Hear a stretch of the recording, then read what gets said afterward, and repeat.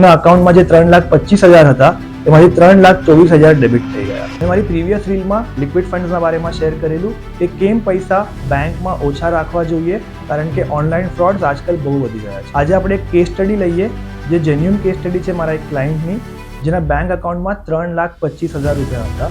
એ લોકોએ એક online પ્લેટફોર્મથી vegetables order કરેલા અને એ વેજીટેબલ્સ પાછા રિટર્ન થઈ ગયેલા. સાંજના મારા ક્લાયન્ટને કોલ આવ્યો કે તમે જે ઓર્ડર આપ્યો છે અમે આજે સવારે ડિલિવર કરવાની ટ્રાય કરેલી બટ ઘરે કોઈ નહોતું, તો પ્લીઝ આ લિંક પર ક્લિક કરીને એડ્રેસ પાછું નાખો.